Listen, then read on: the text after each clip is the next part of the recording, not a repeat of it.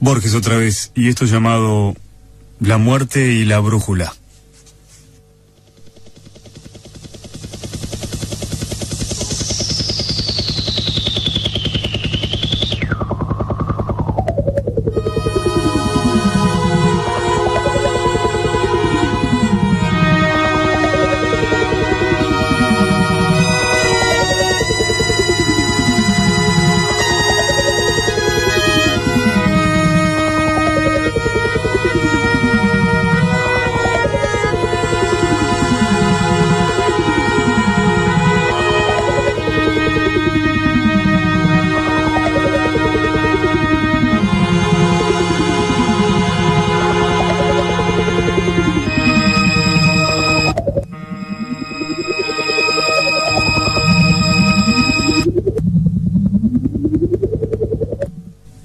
De los muchos problemas que ejercitaron la temeraria perspicacia de Lönnrot, ninguno tan extraño, tan rigurosamente extraño, diremos, como la periódica serie de hechos de sangre que culminaron en la quinta de Triste-Leroy, entre el interminable olor de los eucaliptos.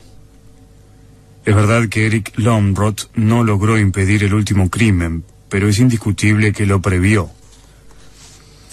Tampoco adivinó la identidad del infausto asesino de Yarmolinsky, pero sí la secreta morfología de la malvada serie y la participación de Red Sharlach, cuyo segundo apodo es Sharlach el Dandy. Ese criminal, como tantos, había jurado por su honor la muerte de Lönnrot, pero este nunca se dejó intimidar. Lönnrot se creía un puro razonador, un Auguste Dupin, pero algo de aventurero había en él y hasta de taur. El primer crimen ocurrió en el Hotel du Nord, ese alto prisma que domina el estuario cuyas aguas tienen el color del desierto. A esa torre que muy notoriamente reúne la aborrecida blancura de un sanatorio, la numerada divisibilidad de una cárcel y la apariencia general de una casa mala. Arribó el día 3 de diciembre el delegado de Podolsk al tercer congreso talmúdico, doctor Marcelo Yarmolinsky, hombre de barba gris y ojos grises. Nunca sabremos si el Hotel du Nord le agradó. Lo aceptó con la antigua resignación que le había permitido tolerar 3 años de guerra en los Cárpatos y 3000 años de opresión y de pogroms. Le dieron un dormitorio en el piso R, frente a la suite que no sin esplendor ocupaba el tetrarca de Galilea. Yarmolinsky cenó, postergó para el día siguiente el examen de la desconocida ciudad, ordenó en un placar sus muchos libros y sus muy pocas prendas, y antes de medianoche apagó la luz. Así lo declaró el chofer del tetrarca que dormía en la pieza contigua. El 4, a las 11:03 AM, lo llamó por teléfono un redactor de la Yiddische Zeitung. El doctor Yarmolinsky no respondió. Lo hallaron en su pieza, ya levemente oscura la cara, casi desnudo bajo una gran capa anacrónica. Yacía no lejos de la puerta que daba al corredor. Una puñalada profunda le había partido el pecho. Un par de horas después, en el mismo cuarto, entre periodistas, fotógrafos y gendarmes, el comisario Treviranus y Lönnrot debatían con serenidad el problema. No hay que buscarle 3 pies al gato, decía Trevinarius, blandiendo un imperioso cigarro. Todos sabemos que el tetrarca de Galilea posee los mejores zafiros del mundo. Alguien para robarlos habrá penetrado aquí por error. Yarmolinsky se ha levantado, el ladrón ha tenido que matarlo. ¿Qué le parece? Posible, pero no interesante, respondió Lönnrot. Usted replicará que la realidad no tiene la menor obligación de ser interesante. Yo le replicaré que la realidad puede prescindir de esa obligación, pero no las hipótesis. En la que usted ha improvisado, interviene copiosamente el azar. He aquí un rabino muerto. Yo preferiría una explicación puramente rabínica, no los imaginarios percances de un imaginario ladrón. Frebinarius repuso con mal humor: no me interesan las explicaciones rabínicas, me interesa la captura del hombre que apuñaló a este desconocido. No tan desconocido, corrigió Lönnrot. Aquí están sus obras completas. Indicó en el placar una fila de altos volúmenes, una vindicación de la Cábala, un examen de la filosofía de Robert Flood, una traducción literal de Sefer Yesirá, una biografía del Baal Shem, una historia de la secta de los Hasidim, una monografía en alemán sobre el tetragramatón, otra sobre la nomenclatura divina del Pentateuco. El comisario nos miró con temor, casi con repulsión. Luego se echó a reír. Soy un pobre cristiano, repuso. Llévese todos esos mamotretos si quiere, no tengo tiempo que perder en supersticiones judías. Quizá este crimen pertenece a la historia de las supersticiones judías, murmuró Lönnrot. Como el cristianismo, se atrevió a completar el redactor de la Jiddische Zeitung. Era miope, ateo y muy tímido. Nadie le contestó. Uno de los agentes había encontrado en la pequeña máquina de escribir una hoja de papel con esta sentencia inconclusa. La primera letra del nombre ha sido articulada. Lönnrot se abstuvo de sonreír. Bruscamente, bibliófilo o hebraísta, ordenó que le hicieran un paquete con los libros del muerto y se los llevó a su departamento. Indiferente a la investigación policial, se dedicó a estudiarlos. Un libro en octavo mayor le reveló las enseñanzas de Israel Baal Shem Tov, fundador de la secta de los piadosos. Otro, las virtudes y terrores del tetragramatón, que es el inefable nombre de Dios. Otro, la tesis de que Dios tiene un nombre secreto en el cual está compendiado, como en la esfera de cristal que los persas atribuyen a Alejandro de Macedonia, su noveno atributo, la eternidad, es decir, el conocimiento inmediato de todas las cosas que serán, que son y que han sido en el universo. La tradición enumera 99 nombres de Dios. Los hebraístas atribuyen ese imperfecto número al mágico temor de las cifras pares. Los Hasidim razonan que ese hiato señala un 100º nombre, el nombre absoluto. De esa erudición lo distrajo a los pocos días la aparición del redactor de la Jiddische Zeitung. Este quería hablar del asesinato. Lönnrot prefirió hablar de los diversos nombres de Dios. El periodista declaró en 3 columnas que el investigador Eric Lönnrot se había dedicado a estudiar los nombres de Dios para dar con el nombre del asesino. Lönnrot, habituado a las simplificaciones del periodismo, no se indignó. Uno de esos tenderos que han descubierto que cualquier hombre se resigna a comprar cualquier libro, publicó una edición popular de la historia de la secta de los Hasidim. El segundo crimen ocurrió la noche del 3 de enero, en el más desamparado y vacío de los huecos suburbios occidentales de la capital. Hacia el amanecer, uno de los gendarmes que vigilan a caballo esas soledades vio en el umbral de una antigua pinturería un hombre emponchado, yacente. El duro rostro estaba como enmascarado de sangre. Una puñalada profunda le había rajado el pecho. En la pared, sobre los rombos amarillos y rojos, había unas palabras en tiza. El gendarme las deletreó. Esa tarde, Treviranus y Lönnrot se dirigieron a la remota escena del crimen. A izquierda y a derecha del automóvil la ciudad se desintegraba. Crecía el firmamento y ya importaban poco las casas y mucho un horno de ladrillos o un álamo. Llegaron a su pobre destino, un callejón final de tapias rosadas que parecían reflejar de algún modo la desaforada puesta de sol. El muerto ya había sido identificado, era Daniel Simón Acevedo, hombre de alguna fama en los antiguos arrabales del norte, que había ascendido de carrero a guapo electoral para degenerar después en ladrón y hasta en delator. El singular estilo de su muerte les pareció adecuado. Acevedo era el último representante de una generación de bandidos que sabía el manejo del puñal, pero no del revólver. Las palabras de Tiza eran las siguientes: la segunda letra del nombre ha sido articulada. El tercer crimen ocurrió la noche del 3 de febrero. Poco antes de la 1, el teléfono resonó en la oficina del comisario Treviranus.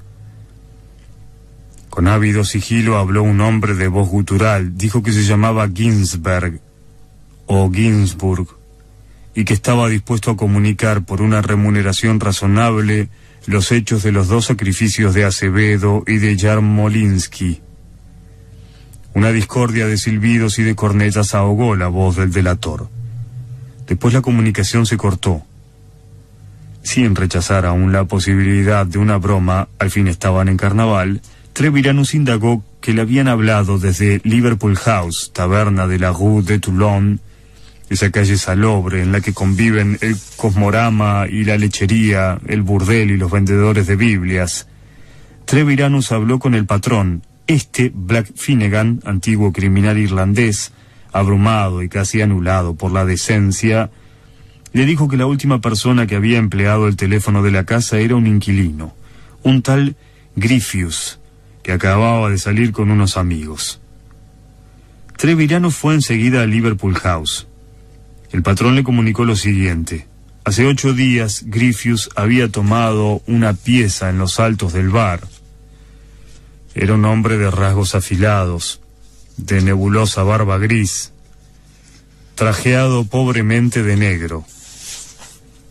Finnegan, que destinaba a esa habitación a un empleo que Treviranus adivinó, le pidió un alquiler sin duda excesivo. Griffius inmediatamente pagó la suma estipulada. No salía casi nunca, cenaba y almorzaba en su cuarto, apenas si le conocían la cara en el bar. Esa noche bajó a telefonear al despacho de Finnegan. Un cupé cerrado se detuvo ante la taberna. El cochero no se movió del pescante. Algunos parroquianos recordaron que tenía máscara de oso.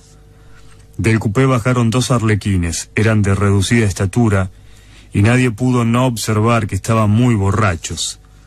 Entre balidos de cornetas irrumpieron en el escritorio de Finnegan, abrazaron a Griffius, que pareció reconocerlos, pero que les respondió con frialdad. Cambiaron unas palabras en yiddish, él en voz baja, gutural, ellos con voces falsas y agudas, y subieron a la pieza del fondo. Al cuarto de hora bajaron los 3 muy felices. Griffius tambaleante, parecía tan borracho como los otros. Iba alto y vertiginoso en el medio, entre los arlequines enmascarados. Una de las mujeres del bar recordó los angues amarillos, rojos y verdes. 2 veces tropezó, 2 veces lo sujetaron los arlequines. Rumbo a la dársena inmediata de agua rectangular, los 3 subieron al cupé y desaparecieron. Ya en el estribo del cupé, el último arlequín garabateó una figura obscena y una sentencia en una de las pizarras de la recoba. Treviranus vio la sentencia, era casi previsible, decía: la última de las letras del nombre ha sido articulada. Examinó después la piecita de Griffius Ginsberg. Había en el suelo una brusca estrella de sangre. En los rincones, restos de cigarrillos de marca húngara. En un armario, un libro en latín, el Philologus Hebraeo Graecus, 1739, de Leusten, con varias notas manuscritas. Treviranus lo miró con indignación e hizo buscar a Lonrot. Sin sacarse el sombrero, se puso a leer, mientras el comisario interrogaba a los contradictorios testigos del secuestro posible. A las 4 salieron. En la torcida Rue de Toulon, cuando pisaban las serpentinas muertas del alba, Treviranus dijo: ¿y si la historia de esta noche fuera simulacro? Eric Lonrot sonrió y le leyó con toda gravedad un pasaje que estaba subrayado de la disertación 33ª del Philologus. dies Judaeorum incipit a solis occasu, usque ad solis occasum diei sequentis. Esto quiere decir, agregó, el día hebreo empieza al anochecer y dura hasta el siguiente anochecer.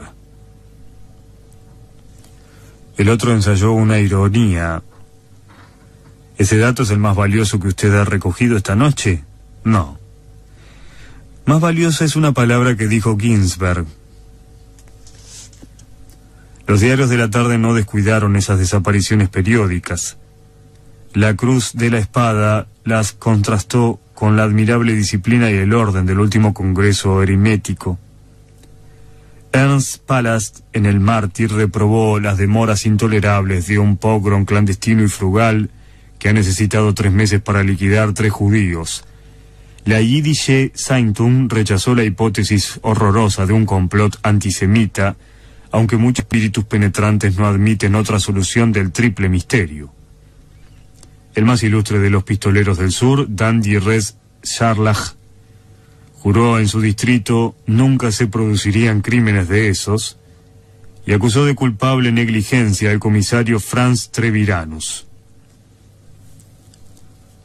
Este recibió la noche del 1 de marzo un imponente sobre sellado. Lo abrió. El sobre contenía una carta firmada por Baruch Spinoza y un minucioso plano de la ciudad, arrancado notariamente de un Baedeker. La carta profetizaba que el 3 de marzo no habría un cuarto crimen, pues la pinturería del oeste, la taberna de la Rue de Toulon y el Hotel du Nord eran los vértices perfectos de un triángulo equilátero y místico. El plano demostraba en tinta roja la regularidad de ese triángulo.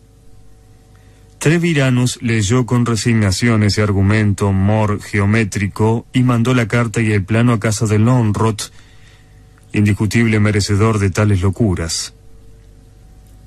Erich Lönnrot las estudió. Los 3 lugares, en efecto, eran equidistantes. Simetría en el tiempo, 3 de diciembre, 3 de enero, 3 de febrero. Simetría en el espacio también. Sintió de pronto que estaba por descifrar el misterio. Un compás y una brújula completaron esa brusca intuición. Sonrió, pronunció la palabra tetragramaton de adquisición reciente y llamó por teléfono al comisario. Le dijo: gracias por ese triángulo equilátero que usted anoche me mandó. Me ha permitido resolver el problema. Mañana viernes los criminales estarán en la cárcel. Podemos estar muy tranquilos. Entonces, ¿no planean un cuarto crimen? Precisamente porque planean un cuarto crimen, podemos estar muy tranquilos. Lönnrot colgó el tubo. 1 hora después, viajaba en un tren de los ferrocarriles australes rumbo a la quinta abandonada de Triste-Leroy. Al sur de la ciudad de mi cuento fluye un ciego riachuelo de aguas barrosas, infamado de curtiembres y de basuras. Del otro lado hay un suburbio fabril donde al amparo de un caudillo barcelonés medran los pistoleros. Lönnrot sonrió al pensar que el más afamado, Red Scharlach, hubiera dado cualquier cosa por conocer esa clandestina visita. Acevedo fue compañero de Scharlach. Lönnrot consideró la remota posibilidad de que la cuarta víctima fuera Scharlach. Después la desechó. Virtualmente había descifrado el problema. Las meras circunstancias, la realidad, nombres, arrestos, caras, trámites judiciales y carcelarios apenas le interesaban ahora. Quería pasear. Quería descansar de 3 meses de sedentaria investigación. Reflexionó que la explicación de los crímenes estaba en un triángulo anónimo y en una polvorienta palabra griega. El misterio casi le pareció cristalino. Se abochornó de haberle dedicado 100 días. El tren paró en una silenciosa estación de cargas. Lönnrot bajó. Era una de esas tardes desiertas que parecen amaneceres. El aire de la turbia llanura era húmedo y frío. Lönnrot echó a andar por el campo. Vio perros.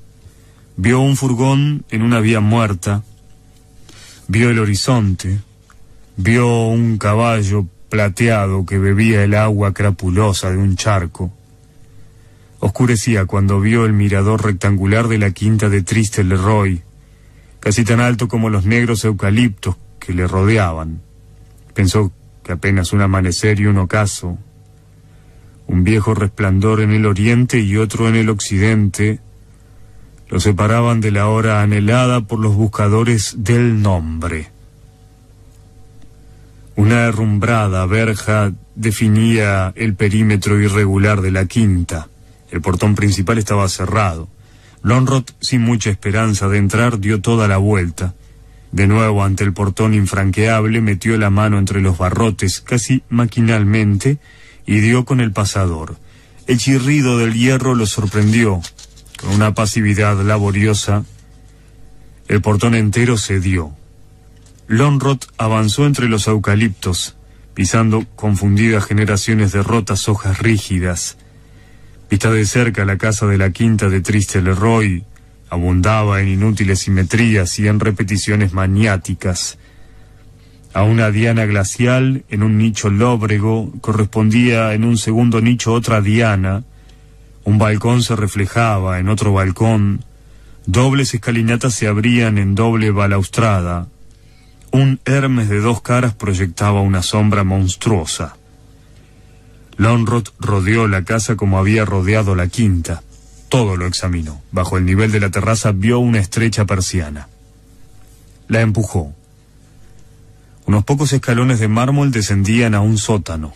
Lönnrot, que ya intuía las preferencias del arquitecto, adivinó que en el opuesto muro del sótano había otros escalones. Los encontró, subió y alzó las manos y abrió la trampa de salida. Un resplandor lo guió a una ventana, la abrió. Una luna amarilla y circular definía en el triste jardín dos fuentes cegadas. Lönnrot exploró la casa. Por antecomedores y galerías salió a patios iguales y repetidas veces al mismo patio. Subió por escaleras polvorientas a antecámaras circulares. Infinitamente se multiplicó en espejos opuestos.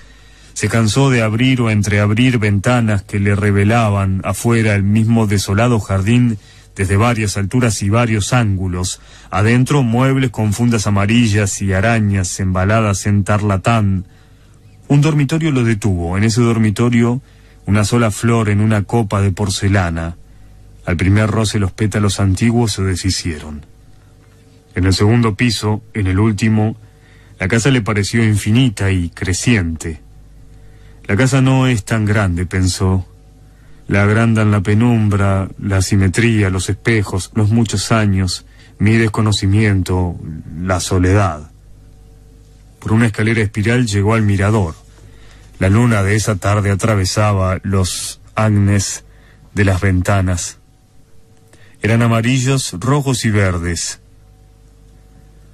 Lo detuvo un recuerdo asombrado y vertiginoso.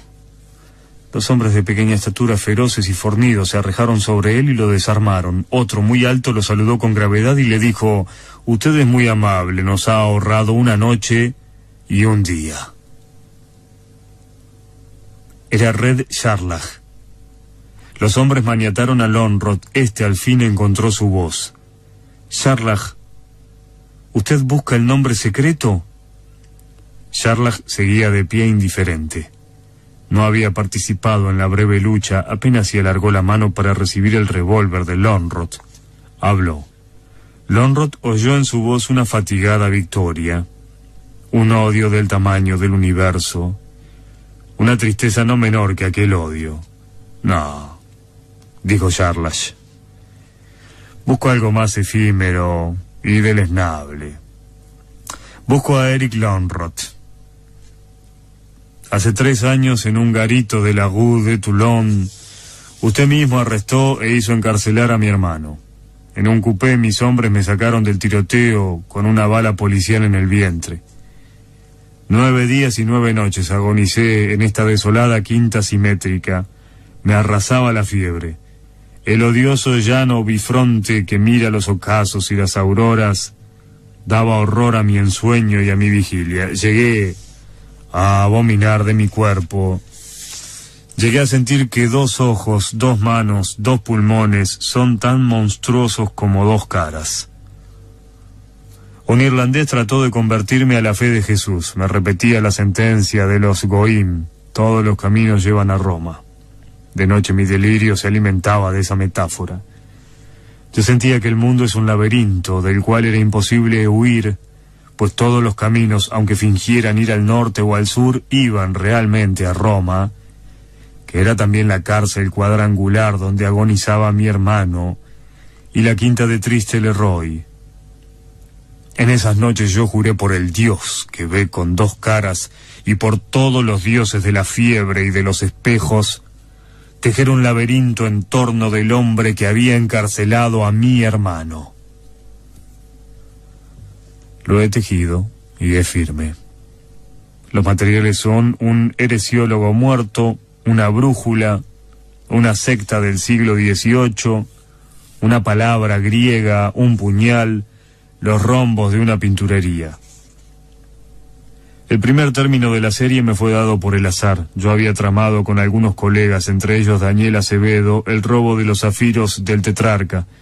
Acevedo nos traicionó, se emborrachó con el dinero que le habíamos adelantado y acometió la empresa el día antes.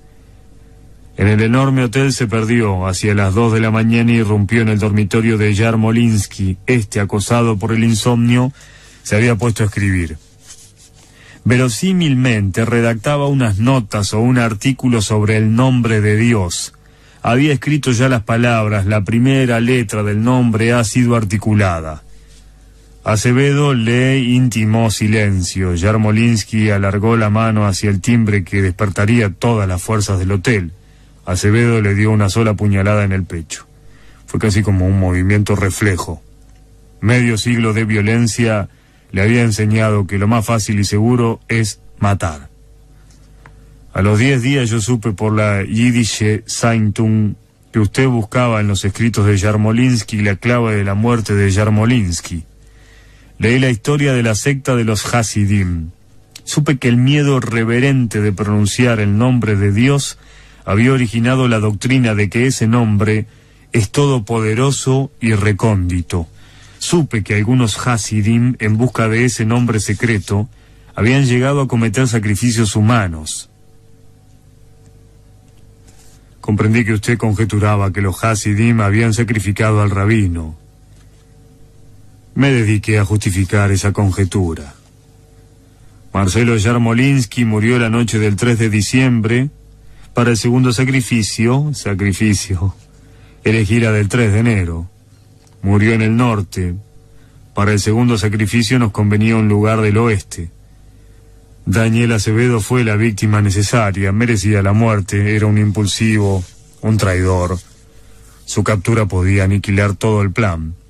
Uno de los nuestros lo apuñaló. Para vincular su cadáver al anterior, yo escribí encima de los rombos de la pinturería: la segunda letra del nombre ha sido articulada. El tercer crimen se produjo el 3 de febrero. Fue como Treviranus adivinó, un mero simulacro. Griffius Ginsburg soy yo. Una semana interminable sobrellevé, suplementado por una tenue barba postiza, en ese perverso cubículo de la Rue de Toulon, hasta que los amigos me secuestraron. Desde el estribo del coupé uno de ellos escribió en un pilar: la última de las letras del nombre ha sido articulada. Esa escritura divulgó que la serie de crímenes era triple. Así lo entendió el público. Yo, sin embargo, intercalé repetidos indicios para que usted, el razonador Eric Lonroth, comprendiera que es cuádruple. Un prodigio en el norte, otros en el este y en el oeste reclaman un cuarto prodigio en el sur. El tetragramaton, el nombre de Dios, JHBH, consta de 4 letras. Los arlequines y la muestra del pinturero sugieren 4 términos. Yo subrayé cierto pasaje en el manual de Loisden. Ese pasaje manifiesta que los hebreos computaban el día de ocaso a ocaso. Ese pasaje da a entender que las muertes ocurrieron el cuarto de cada mes. Yo mandé el triángulo equilátero a Treviranus. Yo presentí que usted agregaría el punto que faltaba. el punto que determina un rombo perfecto, el punto que prefija el lugar donde una exacta muerte lo espera. Todo lo he premeditado, Eric Lonrot, para atraerlo a usted a las soledades de Triste Leroy. Lonrot evitó los ojos de Sherlock. Miró los árboles y el cielo subdivididos en rombos turbiamente amarillos, verdes y rojos. Sintió un poco de frío y una tristeza impersonal, casi anónima. Ya era de noche, desde el polvoriento jardín subió el grito inútil de un pájaro. Lonrot consideró por última vez el problema de las muertes simétricas y periódicas. En su laberinto sobran 3 líneas, dijo por fin. Yo sé de un laberinto griego que es una línea única, recta. En esa línea se han perdido tantos filósofos que bien puede perderse un mero detective. Sherlock, cuando en otro avatar usted me dé caza, finja o cometa un crimen en A, luego un segundo crimen en B, a 8 kilómetros de A, luego un tercer crimen en C, a 4 kilómetros de A y de B, a mitad de camino entre los dos, aguárdeme después en D, a 2 kilómetros de A y de C, de nuevo a mitad de camino. Máteme en D, como ahora va a matarme en Triste Leroy. Para la otra vez que lo mate, replicó Sherlock, le prometo ese laberinto, que consta de una sola línea recta y que es invisible, incesante. Retrocedió unos pasos. Después, muy cuidadosamente, hizo fuego.